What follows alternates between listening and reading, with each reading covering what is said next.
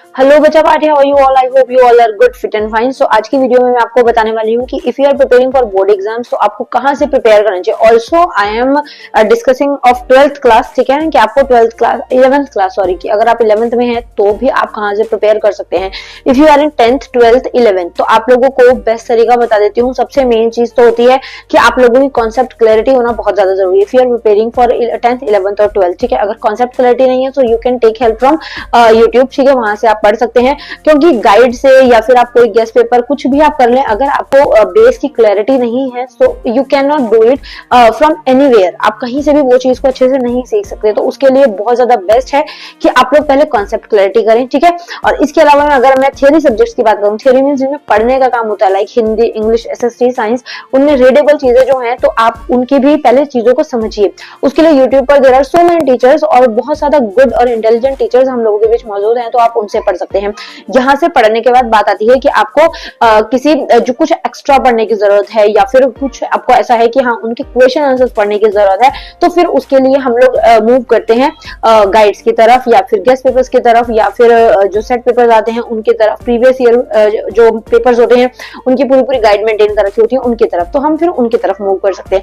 अब उसके लिए सबसे बेस्ट क्या है, if you want to prepare so आपको कौन सी गाइड को परचेज करना चाहिए और कौन से अच्छा। So if you have concept clarity तो अब आप जा सकते हैं गाइड्स की तरफ। तो यहाँ पर मैं आप लोगों को रिकमेंड करूंगी, आपके पास बहुत टाइप की गाइड्स रहती हैं, ठीक है, टीचर्स अलग अलग आप लोगों को बताते हैं, जिनके अंदर मेन जो एजुकार्ट आ जाता है और आपका एमबीडी आ जाता है। इसके अलावा में दीपक की गाइड्स आ जाती हैं और आंसर कीज वाली जो रहती है डिफरेंट गाइड्स रहती हैं। तो आप लोग कहीं से भी प्रिपेयर कर सकते हैं, ऐसा कुछ नहीं है। मैंने अपने टाइम पर खुद ही दीपक से स्टडी की थी और क्योंकि हमारे टीचर्स जो है वो इतना ज्यादा खास नहीं हुआ करते थे, कुछ मतलब हिंट एक्सेट्रा कुछ नहीं दिया जाता, तो हम लोगों को जस्ट गाइड बोल दिया जाता कि इससे पढ़ लो। तो हम लोगों ने उससे पढ़ा और एमबीडी भी थी मेरे फ्रेंड्स के पास, तो उसकी लैंग्वेज मुझे थोड़ी सी टिपिकल लगती थी। देखो हर किसी का अपना अपना माइंड होता है और वो आप लोगों का है, आप लोगों को देखना है। आप एमबीडी से पढ़ के देखिए, दीपक से पढ़ के देखिए, आपको जहां से इजी लैंग्वेज लगती है आप वहां से कर सकते हैं, ठीक है। दीपक जो है वो कंपैरेटिबल बाकियों के थोड़े से लैंग्वेज इजी रहती है और एमबीडी के अंदर आंसर जो है वो थोड़े से शॉर्ट रहते हैं, ठीक है। तो वो आपका ओपिनियन है कि आपको किस तरीके की प्रेफरेंस करनी है अपने आप को, ठीक है।